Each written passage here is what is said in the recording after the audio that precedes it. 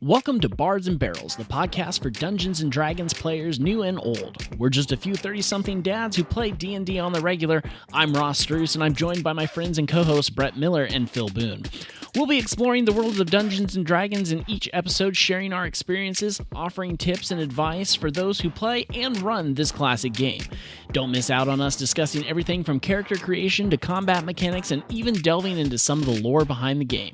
We'll also be sharing some of our funniest and most memorable moments from our own D&D campaigns. So whether you're a new player just starting out or a seasoned veteran looking to reminisce about your own adventures or just get a new perspective on things, Bards and Barrels has something for everyone. So sit back, grab a drink, and join us as we roll for initiative and embark on this epic adventure. And there, ladies and gentlemen, is the opening crack. Thank you for that, Phil. No. Anything but. It is time for another episode. Thank you all for joining us. And this one's going to be a great one, boys, because it is time for our first mailbag episode. Are you ready for this? I don't know if I am, but let's do it. It's going to be great. It's going to be fun. Okay, so we're going to jump right into this. First question. Do you inform your party if the attack they did on a monster has resistance? Or do you just add flavor? Sorry, let me rephrase that. Do you just add flavor? Like, it seems like the attack didn't hurt as much, or do you give hard numbers? I would never give hard numbers. That's too transparent to the party. I want to give a little bit of mystery behind how much is left on a monster. I would agree with Brett on that. And I think the way that I have historically approached this as a DM is it depends on what your party knows.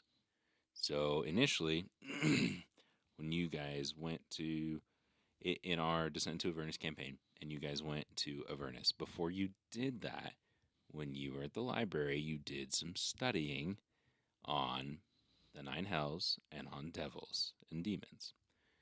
Technically, in what you studied, you would have learned that they had resistance to fire damage. So, in theory, when you would make an attack against a devil or a demon, you innately know that they have the resistance. So in those cases, yes, I would let you know. And if you aren't familiar, resistance means you take half of the damage that it would normally take. Yep.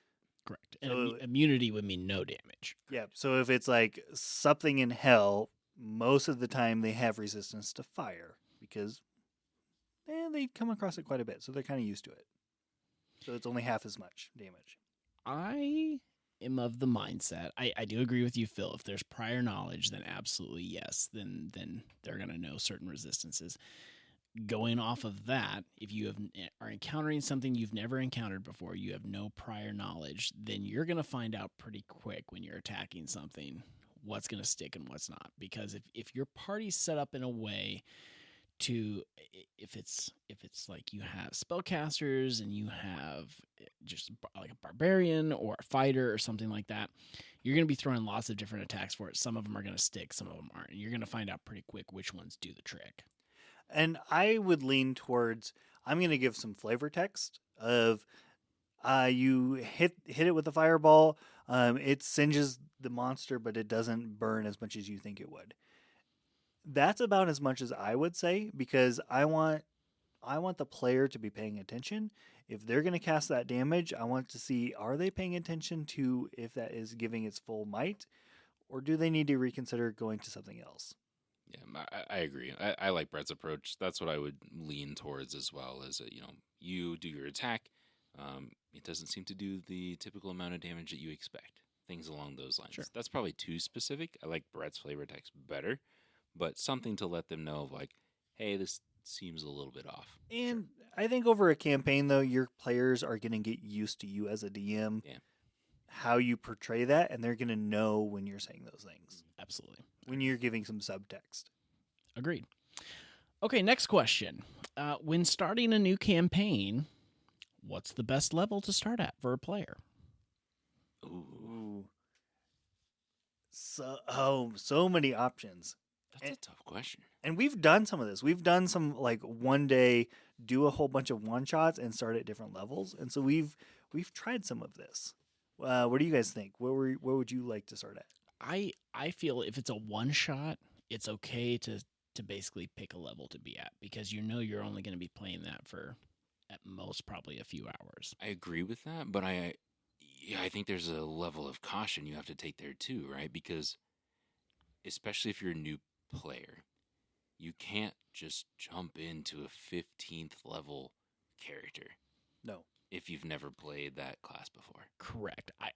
To me, if I was DMing a one shot, I don't know if I would ever go past 5th or 6th level because that's typically where you get most of your beginning powers, and then beyond that, it's buffing all of those powers from that point on. But at that point, you have your basic abilities that come with the class that you've chosen. I would say I would allow maybe starting up to level 3. I think that's enough of getting you past some of the early level when you're just a glass cannon trying to survive, where you get a little substance to you. But it's a lot of fun to be a very weak character at the beginning, and know that if you take a hit, you're potentially going to go down. When your hit points are in the single digits. Yeah. It's you're not going to be there for long. Enjoy that weird uncomfortableness while you can. I think one of the interesting things too, if you look at most of the published works that are out there that start at first level, it's almost this little intro piece to get you up Yep. to 5th Yep. level, and then you start the real campaign, right? Correct. A lot of them are set up that way. Yeah, that's absolutely right. With that said, I would say if you're doing a published campaign or you're doing a long-term campaign, I think you have to start at level 1. One of the things I noticed when we were doing a series of one shots at higher levels was there's just so many things you have to innately know about your character and be familiarized with that if you're jumping into level 7, 8, 9 plus, it's hard to remember all of those details all at once. It works a lot better when you can grow up with your character and slowly add new abilities on. It sucks a lot of times because you're going to have to spend some time at those lower levels when you want to be bigger and more powerful.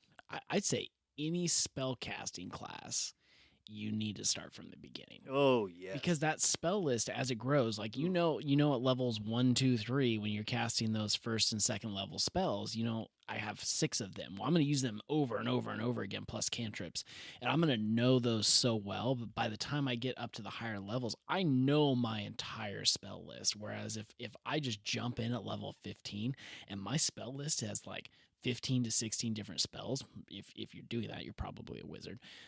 But that's just a lot of stuff, and you need to know what every single one of those does. And just a name does not always tell you what you need to know. So if you're doing a one shot and you're seeing the random name in there, it's like that's not going to tell you probably what you need to know. The limitations of those spells, the area effects, all those details matter, and especially the non-damage dealing ones.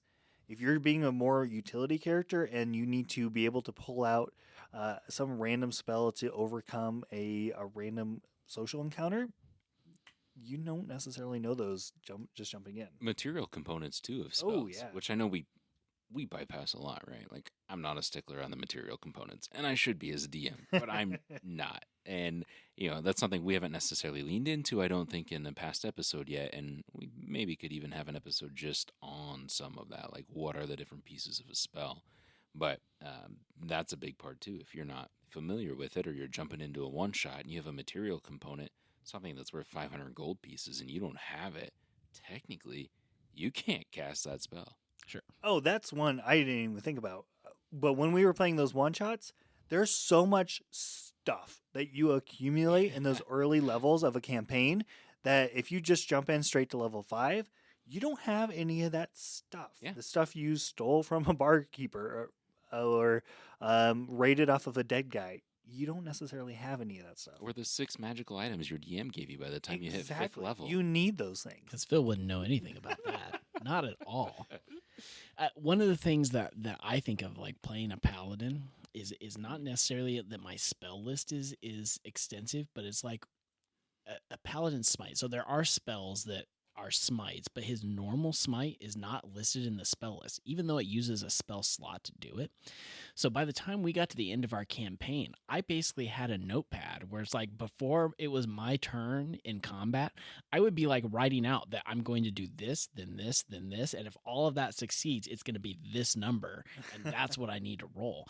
Otherwise, I don't know if I could just on the, like if Phil was like, this happened to you and you're going to respond to this, so use your reaction to attack, it would take me a minute to like add all that stuff up. Like, It is not easy to do. I think it's easier to jump into a one-shot with a 5th level character if it's a character or a class, at least, that you've played before, right? So you have that familiarity, and then I would be a little more comfortable jumping in, and that's what I tend to do if I'm jumping into a higher level one-shot. All right, next question. This one's a fun one. It says, "Hi all. My group has been playing together since early 2020, but we've been entirely online. We're finally playing in person at the beginning of May, and I was wondering if y'all had any tips or tricks for live table play." Yes. Bring snacks. Yes. That is your number one thing. You need to bring snacks when you're on a computer remotely by yourself. Yeah, you can have your own. Bring snacks to share. I mean, that is the first. Like, that's number one. So I think there's a lot of avenues coming together at a table, right? I think if you watch any of the mainstream media versions of D&D, you picture things like a battle map on the table, miniatures, all kinds of additional features that I think can add a lot of additional elements to your game. But truthfully, just getting your party around the table in person, playing off of that energy that you have with one another, that on its own can even take your game up an entire level without any of the the flourishes. I think something that's worth considering if you're in that situation is, do you need to come together? I mean, of course, it's wonderful if everybody can get in the same place. Scheduling is always a problem when you try to get everybody into a room together to play. But I mean, if you're enjoying playing online and it's working for you, don't feel like you have to. Like if it's working out, great, keep doing it. And I think that's somewhat of a common misconception. Is like, okay, COVID's over, we're past everything that happened in 2020, so now we need to get back to the way we were doing it. But if you're having a good time and you've maybe added something to your game, stick with it. It's fine. If that works best for everyone, do it. I would say when you transition between styles, like if you're all playing on a virtual tabletop, or you're all playing in just Theater of the Mind, or you're playing with minis and a battle mat, those are all very different styles of play. You can jump between those in a match or in a session, but just know that it's going to be a little different if you're going to have to take a little break and set up a whole bunch of miniatures and draw on a battle map, where normally maybe you're just switching between maps on a virtual tabletop. There's some structural differences in adjusting to that style of play. And I would say one thing to be mindful of as well when you come together is that if you've been playing virtually, some people have probably been rolling virtual dice, and you may actually have people show up to the table that don't have physical dice. So just something to keep in mind, be willing to potentially share dice if you need to, or ask your DM maybe if they have an extra set that they could bring for someone that may not have any. And then some of the calculations involved with those dice. If Also you have true. modifiers or additions that you have to add to a dice, or a dice roll, or multiple dice that you have to add together, it might be a little bit slower if you're having to do that math quickly on the fly than just having the virtual tabletop do it for you. So I think what we're getting at is your experience coming back to the table as a group is probably going to be a hybrid at that point. Yeah. You're probably going to be using D&D Beyond because it's easier. We've talked about that in the past. Also, battle maps, throwing things up on the TV where you can still have your combat and be organized in a way where everybody can see what's going on, yet still be in the same room playing as a group. That's the kind of style that you want to do. That's the kind of style that we've moved toward in some ways. Mixed media is what I have seen as well, and just some of the other DMing that I've been doing, right? Because even though we physically have people around the table, people are still using Beyond for their roles because it automatically calculates all of that addition. So I'm going to throw in the next question here because I think it kind of plays off this really well, and we can keep the conversation going about playing in person. But the next question is, hello guys, I'm a new DM for my friends, and I'm looking for ways to amp up my in-person game. Could you recommend me something? There's a lot of things you can do to amp up your game. One of those is this hybrid style of play where you're putting maps on screens and things like that, or you're putting a map on a television that's laying flat and you put minis on there and you're not hand drawing maps.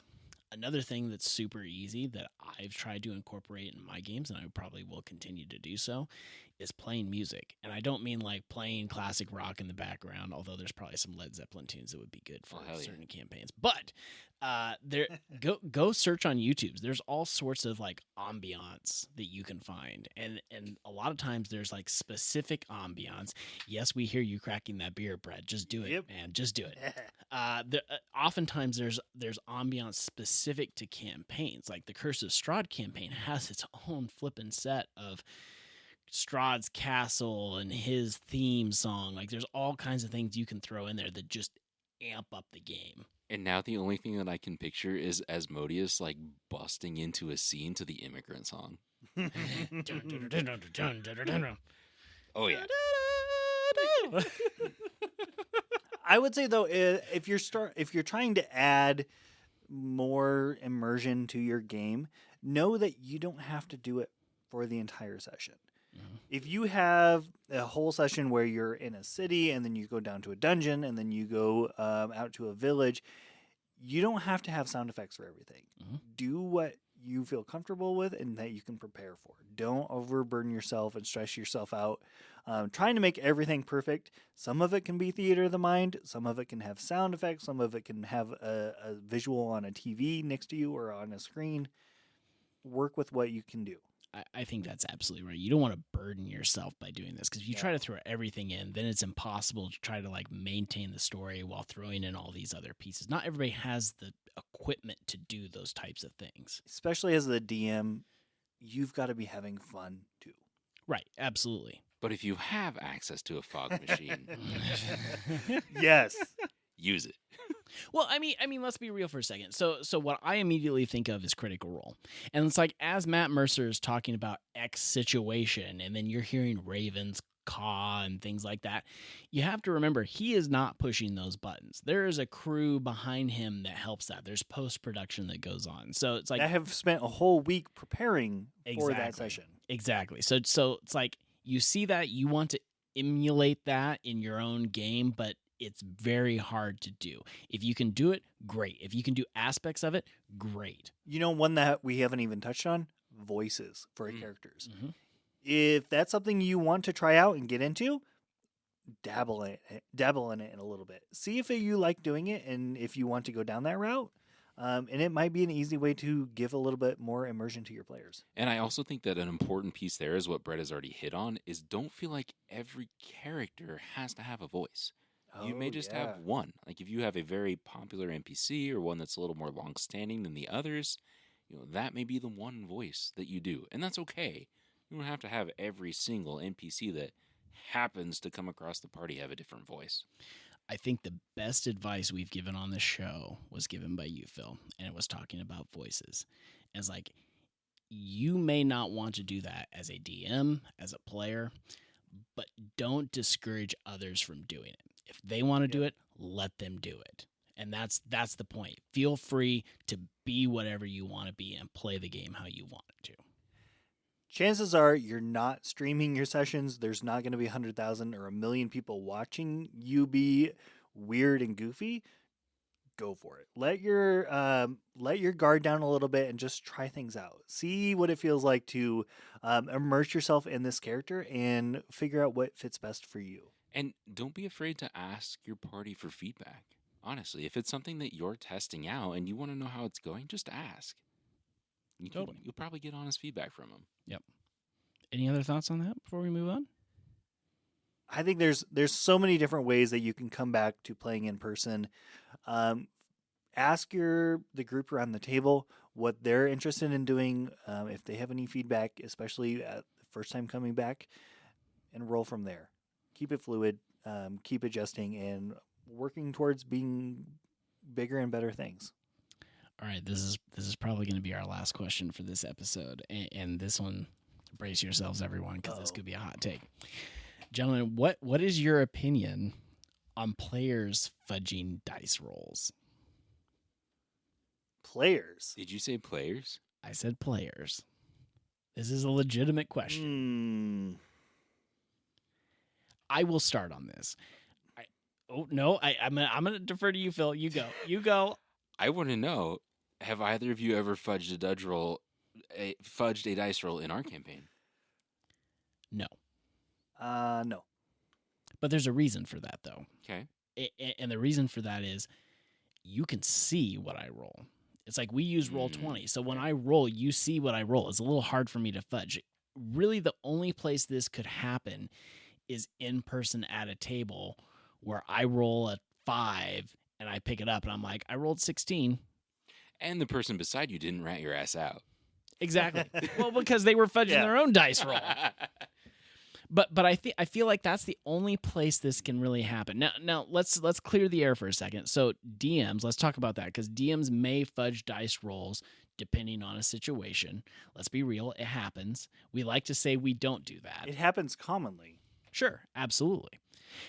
But again, it's typically situation based. Like if let's say we're in combat and I roll something that would probably kill a player, but the dynamic in the room is going really well, I don't want to kill that. I don't want to put them in a situation that's going to kind of ruin the vibe we have going on. So I'm going to go, oh, he hit, but it's the damage die were not great. Or even the opposite version of that, right? Where you guys have like destroyed absolutely everything you've ever come up against. So all of a sudden, the monster that you're facing rolls absolutely every roll with advantage. Well, that explains a lot. Everything makes sense. Because that's happened. Did we win? Yeah, you almost killed it. And that's what I mean, right? It fit better, because if not, it wouldn't have even been a challenge. Right. So it was still to try to make it the right encounter. Like, that was always the goal. It was never, on the DM side, it was never my goal to kill you guys as player characters, ever. Right. It was to try to make it challenging and enjoyable, because a combat that you come into and you just wipe the floor with someone, it's no fun. Right. I would say the Wizards of the Coast has however many years of experience balancing this game. True. And they have, I think in the Dungeon Master's guidebook, it talks about adjusting rolls. And it gives you some leeway in there to fudge some rolls. It does not give you that leeway in the player's handbook. I think having that on the DM side is okay, because it can balance out a campaign, balance out an encounter. But when you're on the party side, no. That's where the DM needs to adjust things on the fly, because the DM knows everything that's happening. You don't. And so you fudging a dice roll can completely derail the encounter or the campaign based on something that you're just fudging. In DM rolls, almost 99% of the time, I've never seen this not happen behind the screen. Yeah, even in our true. campaign, you roll actual die when we're rolling digital dice. Mm. And so I don't know if you did or not. And that's perfectly fine. I've never had a problem with that. And I think most people don't have a problem with that. Again, I think that goes back to the situation that this is. It has to happen at a table, probably with newer players too, where they're like, oh, that 5 is automatically not good, which is not always the case.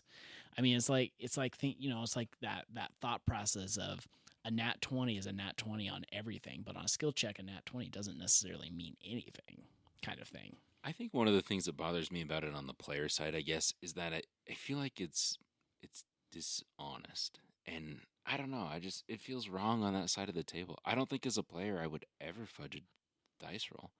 I just feel like I would be dishonest. So here's the thing. This question comes from a perspective where I'm wondering if this happened at their table. Gotcha. In our group, like our Descent into Avernus campaign, we're all pretty decent friends at this point. Yes. We're not gonna, if I roll bad, I'm gonna own up to it, and whatever happens to me happens to me, and that's half the fun of what we do. Is you rolled crappy and you're gonna fall flat on your face or whatever.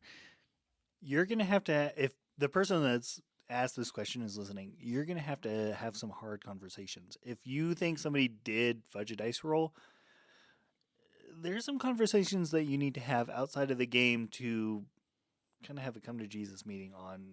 That's not okay. I would be curious how you know this too. Like, did you see it happen? Did somebody tell you if it happened? Are you another player or are you the DM? Right. Exactly. So, and I think that leads to. Or was this you? Right? Is this legal to do? No. You messed up.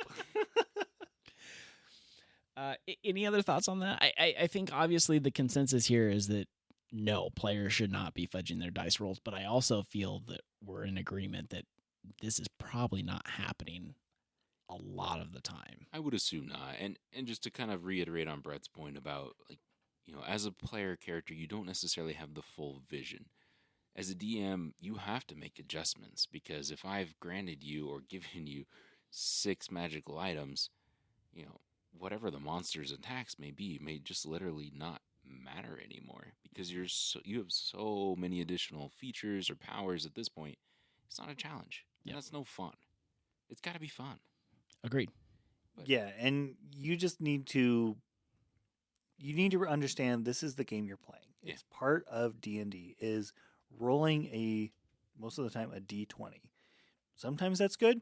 Sometimes it's going to bite you in the butt. you live with the consequences. Yep. Agreed. All right, let's keep those mailbag questions rolling in. You can email us at bardsandbarrels@gmail.com, or you can shoot us a message on our Facebook page, facebook.com/bardsandbarrels. But, ladies and gentlemen, that's going to do it for this episode. You can listen to this episode and all past episodes of the show anywhere podcasts can be found. And if you want to stay in the loop and not miss the latest from us, of course, head over to our Facebook page, facebook.com/bardsandbarrels, and give us a like and a follow. We'll see you soon.